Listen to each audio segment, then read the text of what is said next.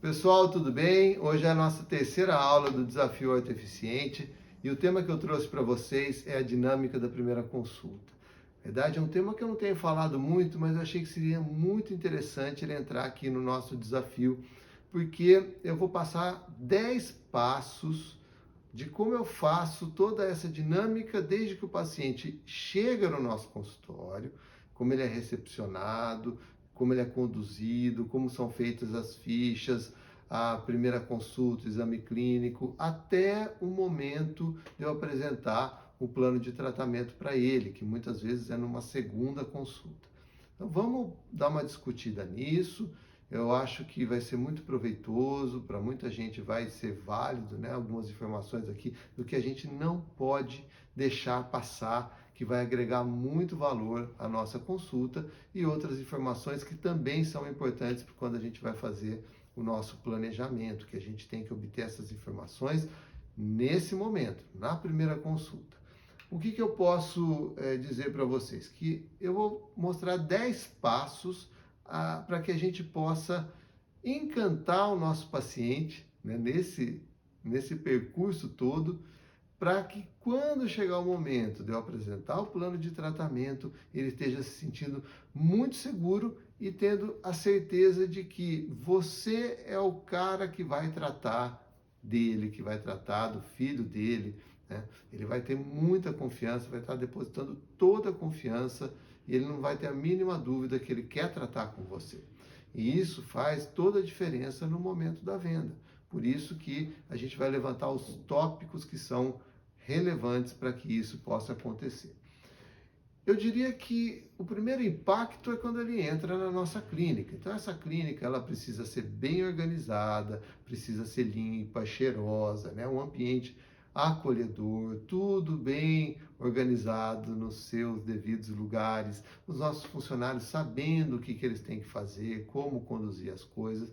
Isso vai deixando a gente numa zona de conforto, né? Pensa quando você é o paciente, chega num ambiente estranho, né? Me parece sempre um ambiente um tanto hostil, né? Muitas vezes você se sente meio deslocado ali, né? Na hora que vai sentar na recepção, não sabe muito bem aonde que senta, como que faz as coisas, se a secretária vai te orientar, se não vai. Então, tudo que a gente puder facilitar para o nosso paciente é importante. Eu diria que, lógico, que se você tiver uma clínica bonita, é sempre melhor, mas se não tiver também móveis ou decorações assim tão sofisticadas, não faz diferença. O que ela precisa ser é limpa, cheirosa e organizada. Isso não dá para não ter, né? A gente está num ambiente de saúde e a gente está num ambiente onde o paciente vai ter que voltar várias vezes. Então ele quer se sentir bem e a gente sabe que isso faz toda a diferença. E eu diria também que a nossa equipe, né? Essa é a alma do negócio. Você ter uma equipe boa, ela compensa até muitos problemas estruturais que às vezes a gente tem no nosso consultório. Os pacientes relevam uma série de problemas se a gente tiver o fator humano ali atuando bem, que é toda a nossa equipe e nós, né, como profissionais, fazendo também um trabalho bom e acolhedor, né, com muita atenção ao paciente. Então a equipe tem que ser uma equipe que fala a mesma língua, afinada, que seja feliz, que esteja com vontade de tornar essa experiência do nosso paciente muito boa também, né? Então, a nossa equipe ela tem que ser treinada. Ou nós vamos dar treinamentos constantes, ou vamos contratar uma consultoria que possa dar uma orientação, né? Desde o atendimento telefônico, enfim, né? Aquilo que a gente já sabe que é muito importante para que as coisas andem bem.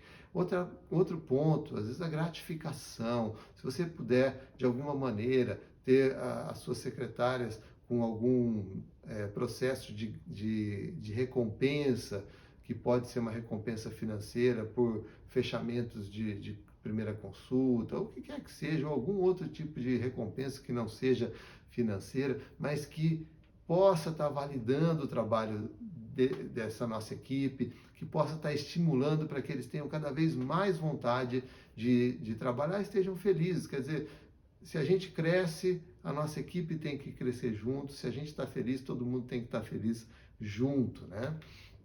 E então a equipe bem treinada é fundamental. Quando o paciente é recepcionado pela nossa secretária, ela vai fazer o início, né, a abertura da ficha dele e depois vai dar uma ficha para ele preencher, que pode ser uma ficha numa prancheta, né, um papel, como pode ser um tablet que está linkado ao seu software no seu computador, aonde ele termina de preencher todos os dados pessoais e os dados de CRM. O que é o CRM? São os dados que permitem a nossa relação com o nosso cliente. E o que é isso? Por exemplo, você saber um pouco das coisas pessoais, aquelas coisas, né? Para que time que ele torce, que tipo de hobby que ele gosta, se faz algum esporte.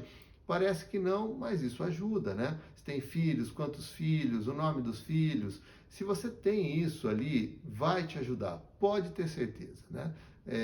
Lógico, se você tem uma memória boa, vai conversando com seus pacientes, vai lembrando e tal, é sempre bom. Agora, ele vai se surpreender também se algumas coisas você já começa a antecipar e já tornando aquele ambiente dele, aquela experiência dele mais tranquila e mais leve. Também nessa anamnese, né, nessa ficha que ele vai preencher, eu coloco também aqueles dados que são das doenças prévias, né? Então, ele vai preencher uma ficha meio chata de preencher, né? Ah, tem asma, tem diabetes, problemas cardíacos, papai, é o sim ou não. Eu gosto que ele preencha também na recepção e depois eu bato o olho, vejo o que foi assinalado como positivo e aí, na minha anamnese, eu vou entrar e vou direcionar a conversa para esse lado, né? Os esportes, os hábitos dos nossos pacientes, isso ajuda muito nessa conversa, não só na primeira consulta, mas também ao longo do tratamento. Torna a coisa muito mais gostosa. Eu acho importante também buscar o paciente na recepção. Você vai até lá, ele também se sente mais acolhido, você vai caminhando com ele até o seu consultório. Se você trabalha numa clínica e a clínica, se você acha que ela está bem organizada, bacaninha, pode mostrar também, fazer um tour com o seu paciente, apresentar os colegas que trabalham lá, se possível, quem você cruzar pelo caminho, apresentar a sua equipe, tudo isso agrega muito valor nesse momento. Aí a gente também já vai conversando justamente sobre os hábitos, né? O que ele gosta, o que ele já fez recentemente, até você levá-lo para o seu escritório, né? Porque é lá no escritório que a gente vai começar realmente a fazer a anamnese, a preencher a ficha clínica e começar o nosso trabalho mesmo. Eu vou mostrar como que é a minha ficha clínica. Eu gosto de fazer uma coisa muito simplificada, pelo seguinte, né? Quando a gente está começando na ortodontia, as nossas fichas têm que ser completas. Então, por exemplo, o item análise facial, eu tenho que ter tudo sobre análise facial para ir preenchendo, porque eu preciso aprender e memorizar. Quando isso aí já está memorizado, na verdade o que eu preciso é de um resumo. E o resumo é só aquilo que é discrepante, é só aquilo que sai da normalidade. Então, se eu estou vendo uma classe 2 grande, uma classe 3 grande, um problema vertical, enfim, né, uma assimetria, eu vou anotar e ali eu vou seguir. Agora eu não vou colocar todos os dados de uma análise facial, senão minha ficha fica muito extensa. Então eu quero o suprassumo do meu exame clínico nessa ficha. E eu vou mostrar que muitas vezes ela fica só mesmo desse tamanho. Eu não chego a virar a página, tá? Por quê? Porque eu faço ela no PowerPoint ou no Keynote. E aí me dá versatilidade. Por exemplo, eu estou preenchendo aqui, isso aqui está descendo. Se eu preenchi bastante coisa aqui no exame dentário e no exame funcional eu só pus um ok, então eu ocupei espaço da ficha aqui eu não ocupei espaço. Num outro paciente, pode ser que o exame dentário seja uma linha e que o exame funcional seja meia página. Mas, de qualquer maneira, como as coisas se compensam, no final, praticamente eu tenho, na grandíssima maioria, uma página só. Então, quando eu bato o olho, rapidamente eu vejo e lembro de todos os detalhes que são importantes, que eu anotei aqui, né? A ficha fica assim, às vezes algumas coisas eu coloco em vermelho, que eu preciso lembrar. Aqui onde eu falo plano de tratamento, Inicialmente é só uma ideia, né? Porque eu estou preenchendo ali quando o paciente está na minha frente, mas depois eu vou fazer direitinho o planejamento, e aí eu volto e termino de preencher os detalhes aqui do meu planejamento. Então, coisas assim que a gente vai ajustando, eu já vou explicar também. Quanto a contratos, né? Eu não faço contrato, mas não sou contra, eu sou a favor de contrato. Eu acho que você tem que ter um bom contrato. Mas eu, ao mesmo tempo, eu acho que contrato é uma coisa cansativa, né? De muitas páginas, coisas ali que são importantes, mas às vezes eu vou por um outro caminho. O que eu faço? Eu individualizo o relatório para o meu paciente. Eu vejo quais são os pontos importantes e é ali que eu vou focar. Então, por exemplo, um paciente que chega com uma reabsorção radicular em alguns dentes, o que eu posso fazer? Eu já faço, eu tenho já isso aqui já pré-feito, né? E eu vou lá e ajusto algumas coisas. Por exemplo, qual é o estágio de reabsorção dos dentes? Quais são os dentes que estão apresentando reabsorção? Isso já individualiza mais o meu relatório. O paciente vai estar ciente disso. Isso aí também vai me ajudar juridicamente. Eu vou explicar como, tá?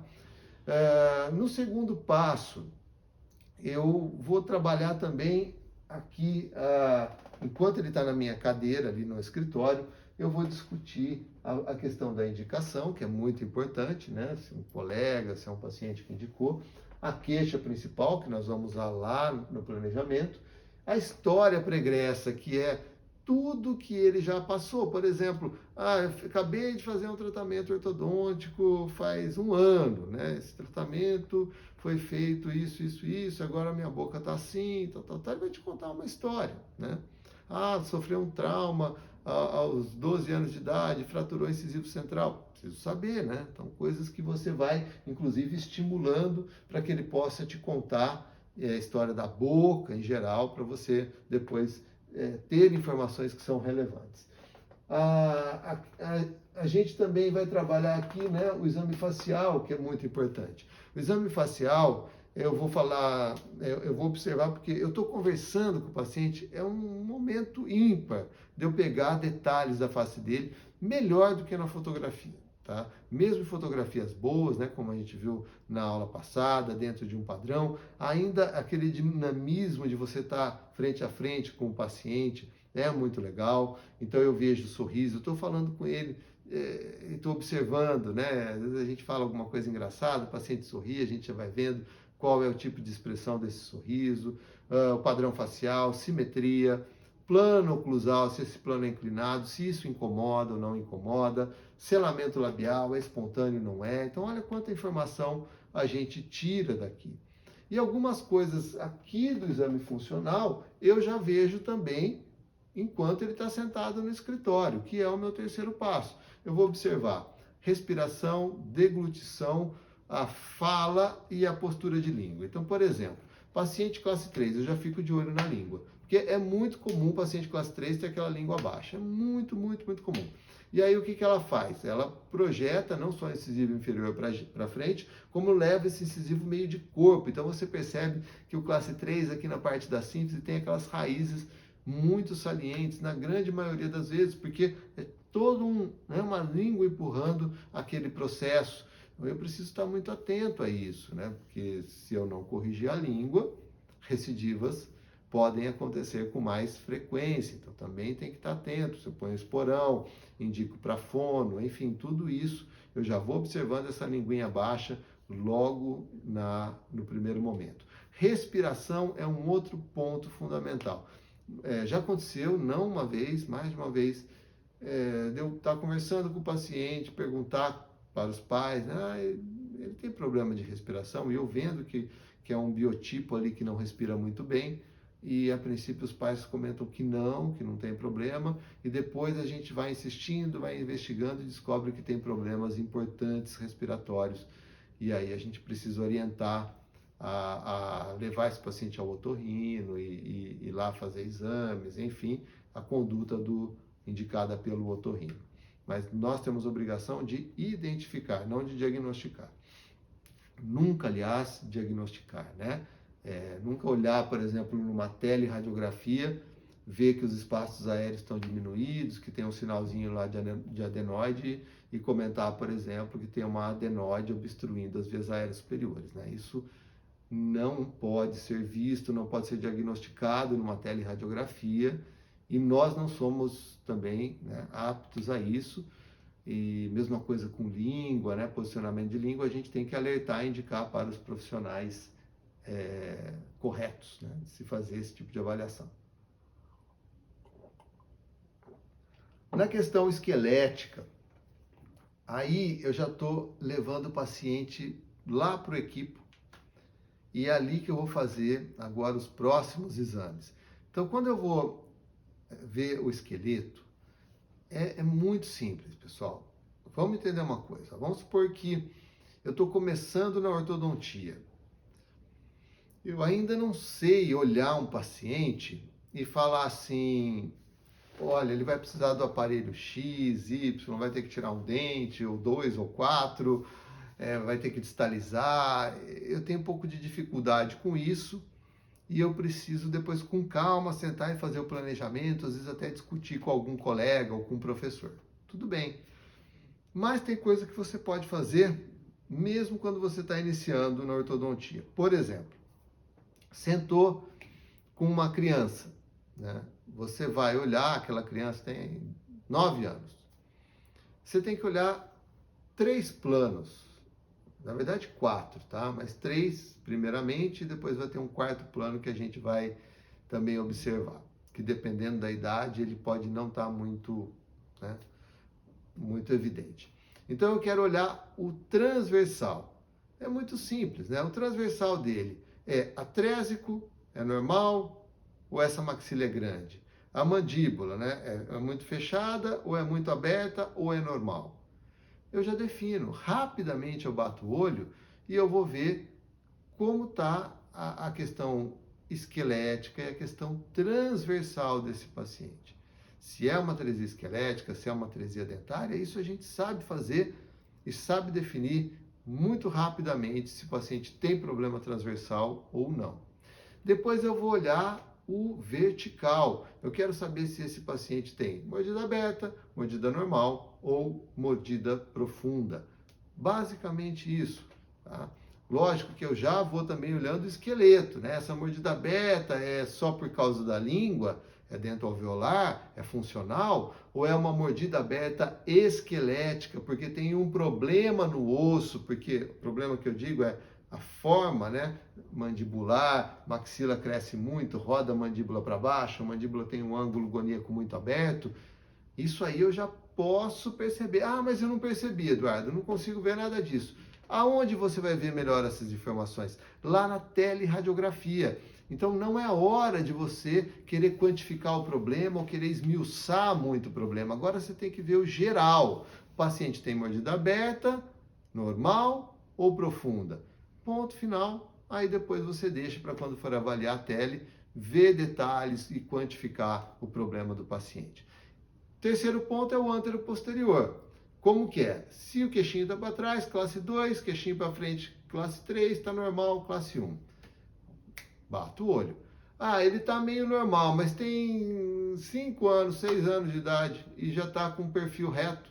Será que é normal? Ou será que ele já é uma tendência classe 3, entendeu? Então, detalhes como esse, a gente já consegue ir observando lá no nosso primeiro exame clínico e para que a gente possa, ainda nessa sessão, já passar alguma coisa para os pais. Então, os 3 planos que eu vou observar: transversal, vertical e antero-posterior. E qual seria o 4º plano? É o da assimetria, né? Porque as assimetrias a gente tem que ver também de uma forma a ver o paciente em pé, isso é importante, com a cabeça na posição natural. Imaginar uma linha que passa, né, aqui pelo centro. Eu não uso fio dental, essas coisas, do jeito que eu faço, tá? E ali a gente consegue observar se o queixo está desviado em relação a quem? Ao filtro e à glabela. Lá na foto também dá para ver, mas se a foto estiver mal posicionada, ou a cabeça na foto mal posicionada, a gente não vai ver. Então, traga essa informação da clínica e leva ela para a sua ficha e depois você bate com a fotografia. Se não estiver batendo uma coisa com a outra, você vai ter que ver o paciente de novo para tirar a dúvida. E uma coisa que eu gosto sempre de fazer é primeiro ver o paciente em pé. Aliás, todas as sessões do meu tratamento eu vejo o paciente em pé, porque na ortodontia toda sessão é uma reavaliação. Você tem que avaliar o que você fez na sessão passada e ver o que aconteceu. Por isso que eu gosto de, antes do paciente sentar, eu vejo ele em pé, eu coloco ele contra a janela, quer dizer, de frente para a janela, eu fico de costas para a janela, peço, eu já estou com a luva, né? Peço para ele abrir a boca e eu vou numa distância assim de mais ou menos uns 60 centímetros a 1 metro, eu vou observando, eu peço para ele sorrir, vira para cá, vira para lá, eu vejo alteração de plano oclusal, eu vejo alteração de linha média, eu vejo se o incisivo está me incomodando, assim, muito lingualizado, muito vestibularizado, esse tipo de situação, na exposição do incisivo, se está bem legal no sorriso, se não está, inclinação do incisivo, olha quanta coisa a gente vê, mas tem que ser o paciente em pé. Paciente sentado, você perde muito desse referencial, né? Então seria legal a gente ter esse hábito de olhar o paciente nessa posição. Outra coisa, né? Eu quero ver linha média desviada. Eu falei que eu não uso o fio dental. Então, como que eu faço para ver se a linha média está desviada ou não? Eu peço para o paciente ficar reto, com os lábios fechados, assim. Aí eu mentalmente, eu fico imaginando aonde estaria a linha média aqui dos incisivos do meu paciente.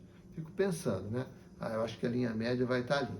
Fico olhando onde estaria a linha média, se fosse centralizada. E aí eu peço para ele sorrir. A hora que ele sorriu, eu vejo, bateu com o que eu estava imaginando, tá para a esquerda, tá para a direita. Fechou. Eu faço isso 2, 3 vezes. Olha, não tem como você ter dúvida. É muito prático, porque o paciente de boca fechada, ele te dá uma orientação da onde estaria a linha média dele, e a hora que ele dá o sorriso, você vai ver se aquele sorriso está compatível ou não está com o que você imaginava. Isso vale para tudo. Você vai ver que você vai começar a enxergar muitas informações, corredor bucal, inclinação de plano oclusal, a hora que você passar a fazer isso. Tá? Tenha isso como rotina em todas as sessões, inclusive na primeira sessão. Aí eu sentei com ele na cadeira, né? Ele estava em pé, agora eu posicionei na cadeira. Qual é a primeira coisa que a gente faz com o nosso paciente? Contar os dentes, né? Para não esquecer aqueles pacientes que chegam com 5 incisivos ou com 3 incisivos, e aí você vai perceber quando você já está colando, né, o aparelho, aí faltou um bracket ou sobrou um bracket de um incisivo, é complicado, né? Então conte bem, isso aí a gente confunde, depois, eu estou brincando, mas a gente passa esse carão, né? Depois com o paciente ou com os pais, porque a gente não percebeu uma coisa importante. Doutor, o que o senhor acha daquele dente que está faltando? Que dente que está faltando, né? Então, presta atenção, porque é uma informação que passa batido. Depois eu vejo no exame clínico, né, eu faço aquele exame clínico rápido para observar se tem próteses, implantes, estou com a radiografia na mão, às vezes o paciente já trouxe a radiografia ali, uma documentação, eu já olho também, se não tem, tudo bem, eu vou vendo as coroas, vou anotando, e aí a gente já está começando a fazer esse exame dentário. Junto com o exame dentário, eu faço também o exame periodontal, que é uma coisa rápida, e como o exame dentário também é rápido, porque você vai ver, né? No exame dentário, se ele tem, se você não encontrou nenhuma cárie, provavelmente não vai ter, boquinha boa, tal. Se começa a ter um probleminha aqui, uma carizinha ali, um negocinho, você já, opa, peraí, né? Esse paciente está faltando ele passar por uma clínica primeiro, um clínico geral. Então, se ele está precisando passar por um clínico geral, é um outro caminho, né? Não está na hora de fazer a ortodontia. Agora, na parte periodontal, essa é uma parte que passa batido também.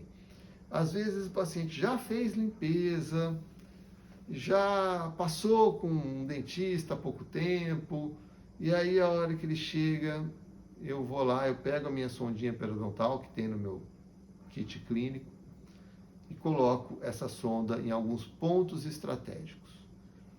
O que acontece? Se eu vejo um sangramento excessivo, põe a sonda, tira, daqui a pouco emerge um sangramento daquele sulco, isso não está normal. Se eu vejo uma profundidade de sulco aumentada, pode ter uma bolsa. Se eu sinto tártaro nessa sondagem, também não está legal. O que eu quero dizer é que às vezes o paciente tem um padrão periodontal bom, uma gengiva grossa, mas lá por dentro está com problema. Ali por dentro tem tártaro, tem doença periodontal, tem sequelas de perda óssea, tem bolsas, tem defeitos ósseos. Precisamos estar mais atentos, né? Então, uma sondagem rápida, percebeu o problema, encaminha para o periodontista, né? A gente não precisa fazer sondagem, marcar profundidade de bolsa, nada disso. É ver, tem problema ou não tem. Se não tem, ótimo, se tem, encaminha, tá? Mas não pode passar batido também. Depois que monta o aparelho, descobre que o paciente está cheio de tártaro subgengival, aí complica bastante. No exame funcional, nós não fizemos exame lá enquanto estava no escritório, já começamos o exame funcional, agora eu termino de fazer ele com o paciente deitado na cadeira.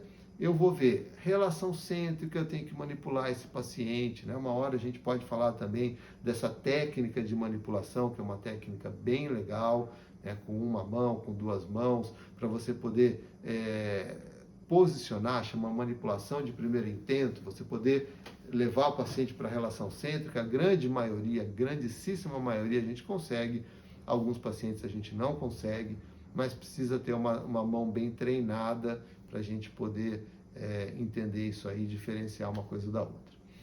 A abertura e fechamento da boca, ver se está normal, tem que abrir pelo menos 3 dedos, senão está com limitação de abertura. Guias funcionais, hoje as guias funcionais, eu dou uma importância tão grande para as guias, né? Eu estava lembrando, quando eu fiz a minha especialização de prótese com o professor Milton Miranda, né, em 95, 97. Aí eu estava lá, eu era dos mais novos da turma, recém-formado, e tinha muita aula de oclusão, a gente fazia seminários de oclusão, lia os livros do Oxon, Moll, Peter Dawson, e depois debatia o que tinha nesses livros. E eles falavam muito de oclusão, de relação cêntrica, de guias funcionais, né? E na época eu ficava pensando, será que daqui a 30 anos a gente ainda vai estar falando da importância dessas guias?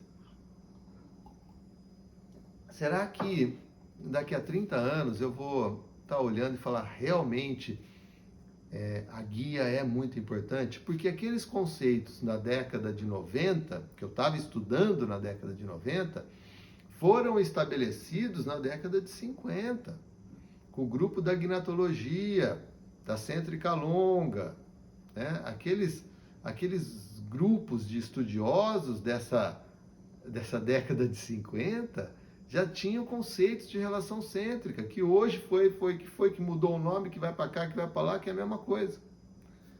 Então, eles estavam certos. E 30 anos depois, quer dizer, 60 anos depois do que eles falavam, eu olho e eu valido embaixo. Guias são fundamentais. Uma boca sem guia não tem estabilidade, né? Não tem funcionalidade. Então, a gente tem que saber, né? Se quer ter os seus casos, eu coloco muito pouca contenção fixa nos meus casos, muito pouca contenção fixa, 3-3. Então, para isso, você tem que ter certeza que você terminou com uma oclusão funcional, RC, bem certinha, coincidente com MH, contatos bilaterais, simultâneos, equilibrados, movimentos de lateralidade soltos, equilibrado, ângulo funcional de um lado do outro também equilibrado. Quer dizer, todos esses conceitos a gente tem que trazer para o final do nosso tratamento, né? Então eu tenho que me preocupar e lá no início eu já estou observando esses detalhes. Tem desgaste nos dentes? Pô, presta atenção. Paciente com 30 anos, cheio de desgaste nos dentes. Alguma coisa tem, né? Eu não vou entrar muito nesse mérito, né? Que a gente não tem que... Mas não é normal. Então você pode fuçar que você vai encontrar coisa ali. Vamos checar as desordens musculares e articulares e, caso o paciente apresente alguma coisa, na minha anamnese também tem 5, 6 perguntinhas ali a respeito de aperta muitos dentes, range os dentes, tem dor aqui na articulação, tem dor muscular, tem dor de cabeça, essas coisas assim, que também se ele assinala, esse meu exame vai ficar mais detalhado. Quer dizer, eu vou falar muito mais ou fazer um exame mais detalhado nas articulações, na parte muscular, palpação e tudo mais, e mais conversa com o paciente, caso tenha alguma informação positiva. Se ele é totalmente assintomático, não tem queixa, não observo nenhum sinal que possa ter DTM, passa batido. Às vezes, como eu mostrei para vocês, exame funcional pode ser só um ok, como pode ser um livro, né? Ali onde a gente vai preencher o exame funcional. Então, isso aí a gente tem que observar. 7º passo, faço as fotografias e escaneamento. Isso é importante, só que isso toma tempo. Então, se a primeira consulta não tiver o tempo suficiente para ela, acabou minha primeira consulta, não vou fazer foto, não vou fazer escaneamento. Aí corre, vai falar com o paciente do quê? Do quê, né? Daquilo que você viu rapidinho ali na boca, praticamente passar o valor do tratamento. Então, infelizmente, essa primeira consulta, ela tem que ser mais longa, né? Eu deixo 1 hora para a primeira consulta e às vezes não dá, né? Quando eu posso, eu deixo mais de 1 hora. Outra coisa, horário que você vai fazer essa primeira consulta, né? Eu lembro uma vez que eu marquei, não tinha horário, marquei o paciente 8 horas da noite. Aí ele chegou, eu estava cansado, estava até barbudo já, né? Aquela cara de acabado. O paciente olhou para mim, ficou assim, né? E aí eu lembro que faz tempo isso, conversando com ele, e assim, fiz uma consulta ali em 15, 20 minutos. E um paciente que tinha tudo para fechar e não fechou. E eu, naquele momento eu fiquei pensando, né? Por que ele não fechou? Por que ele não... Ele tinha tudo para fechar, mas eu vi a cara dele e não sentiu confiança. Então, isso é importante. Pode ser que eu esteja errado, que tenha sido algum outro motivo, mas a partir daquele dia eu nunca mais fiz consultas final de dia, primeira consulta cansado. Então eu marco de manhã, limpinho, cheirosinho, a clínica está com outro ambiente, né? Ou eu marco às vezes o final do período da manhã, que também se precisar estender um pouquinho eu posso estender e ficar mais tempo com esse paciente. Então a gente vai já na clínica dimensionando esses horários para que a gente esteja de corpo e alma, sem estar pensando, né, no próximo paciente que está esperando lá na sala de espera para entrar, e aí você não consegue fazer a primeira consulta direito. O que adianta, né? Se você não vende o seu tratamento, não adianta nada você ter o consultório aberto, né? Então é ali. Se eu puder escanear e fotografar, enquanto minha secretária está escaneando, eu já estou descarregando as fotos, terminando de preencher a ficha, já preparando o que eu vou apresentar para ele. Eu vou separando casos parecidos com o dele para poder apresentar para ele, enquanto a minha secretária está escaneando. Se ela não está escaneando, ela está moldando. Para eu ter uns modelos bons, né? Aqueles modelos bem feitinhos, com fundo de vestíbulo, né? Que depois eu vou colocar no meu articulador. Então, ou uma coisa ou outra ela está fazendo ali e eu estou tocando do outro lado. A hora que o paciente levanta da cadeira, ele vai lá comigo e eu vou apresentar para ele as fotos dele, explicar rapidamente o problema, mostrar uns 2, às vezes 3 casinhos parecidos com o dele, com uma boa finalização, e jogo o problema. E falo assim, olha, agora o que eu preciso? Porque o paciente vai te perguntar, o que eu preciso agora, doutor? Né? O que a gente precisa fazer? Se eu não tenho documentação, é a hora de pedir a documentação. Isso é importante também. Nesse momento, é a hora de você dar uma aula para o seu paciente, sabe? Você puxar aquele seu lado professor, né? Descarrega mesmo o seu conhecimento, fala numa linguagem simples, mas dá uma aula para ele do problema dele. Por que isso? Porque ninguém faz. Se ninguém faz, e você faz, você já sai na frente. Porque dá trabalho, né? Ficar explicando, contando. 99% dos pacientes vão adorar. Pode ser que tenha um ou outro que não vai estar com paciência de escutar, mas eles dão valor para isso, eles vão ver o conhecimento do profissional, porque são informações relevantes numa linguagem fácil. E aí eles vão ficar muito mais confiantes e poder, né? Já está aí com meia venda feita, né? Eu diria assim. Aí agora você vai para o 9º passo, tem que pedir a documentação. Eu peço qual documentação? Documentação simplificada, porque eu faço as minhas fotos, meu modelo, meu escaneamento, então eu tenho tudo. Então eu vou pedir a mais simples possível ali e faço meu traçado também, não tenho que me preocupar muito com isso, mas cada um ajusta para a sua necessidade clínica. Agora, a pergunta é, e a tomografia, Eduardo? Você pede sempre para todos os pacientes? Não, não peço para todos os pacientes. Pacientes jovens eu evito pedir por causa de radiação. Os nossos tomógrafos estão cada vez melhores, né? As radiações estão cada vez mais baixas, mas ainda pode ser um exame desnecessário, tá? Então, às vezes eu seguro um pouquinho, faço o tradicional, Telepan, então eu resolvo o meu problema. Agora, se tem um problema esquelético mais importante, se é um paciente borderline, tem alguma alteração articular, um caso um pouco mais complicado, eu fico com dúvida na parte óssea, se tem osso para movimentar os dentes como eu quero, dentes impactados, e por aí vai, né? Uma série de fatores ali, quer dizer, qualquer coisinha que saiu daquele tratamento normal, eu já estou pedindo a tomografia. Então, eu também não economizo na tomografia. Então, a maioria dos meus pacientes tem tomografia hoje, tá? Mas, logicamente, eu não vou sair pedindo para todo mundo um exame que seja desnecessário. Agora, desde que eu tenha um motivo para pedir, eu vou pedir. E tem muitos motivos para se pedir uma tomografia, tá? Lógico, quem defenda, com razão, que às vezes na tomografia você encontra algumas coisas que você não imaginava encontrar, né? Mas aí é aquele negócio do custo-benefício. A gente sempre tem que ponderar a questão custo-benefício, e não é só custo financeiro, e também tem o custo biológico das coisas que a gente tem que ponderar.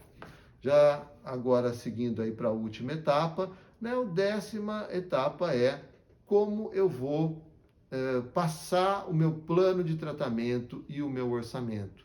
Não vai ser nessa consulta. Então, eu encerro a consulta, peço os exames chegam para mim e eu marco a segunda consulta para apresentar um plano de tratamento. Agora, eu vou falar especificamente o que eu vou fazer.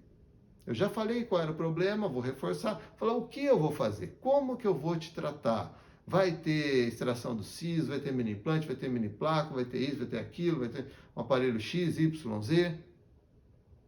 Quanto tempo vai durar o tratamento, perspectiva, quais são os riscos, as vantagens de fazer esse tratamento. Então, tudo isso eu vou discutir nessa segunda consulta. Muitas vezes eu faço ela pelo Zoom. E aí, eu faço o seguinte, lembra que eu falei da questão do relatório, do contrato?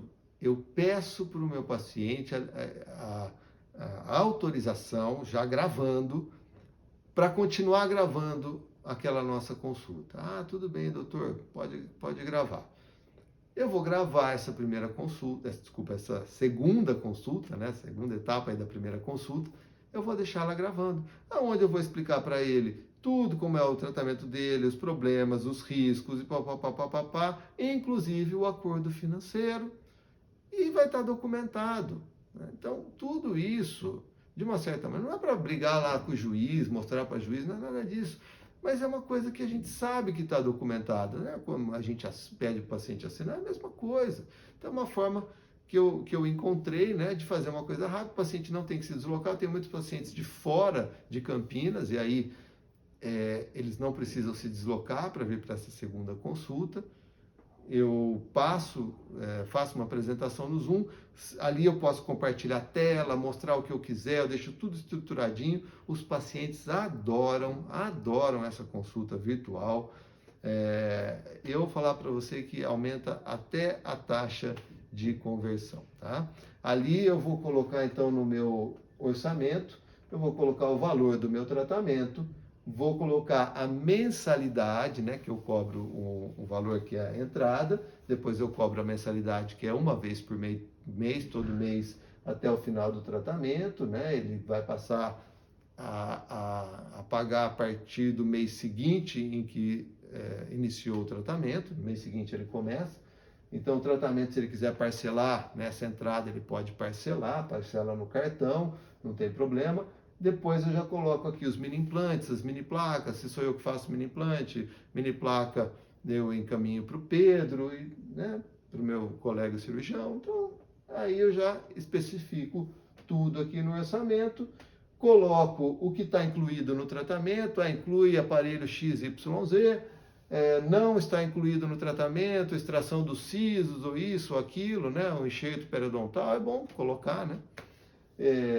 E depois, aqui os acordos, né, como que faz o pagamento da entrada, a mensalidade, e finalizou. Isso aí eu mando por WhatsApp e ele me retorna com um ok.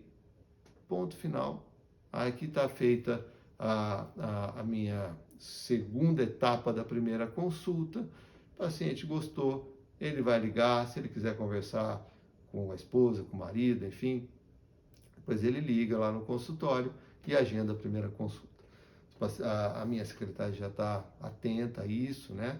Se ele vai ligar, se ele ficar observando, pode dar uma ligadinha se demorar para retornar. Então tem toda uma estruturação ali que ajuda também nesse pós-venda, vamos dizer assim, tá bom? Então, espero ter ajudado vocês aí, principalmente quem está começando, porque quem já tem mais tempo de ortodontia já tem a sua estruturação no consultório, mas às vezes tem alguma informaçãozinha que é importante, como eu mesmo vivo pegando dicas aí, né, de colegas, vou sempre incorporando, né, isso no dia a dia aqui do meu consultório. Tudo que for bom, eu incorporo, o que é ruim, eu vou descartando, tá bom? Próxima aula nós vamos falar sobre planejamento com mini implantes. Tá? Vejo vocês depois. Um abraço.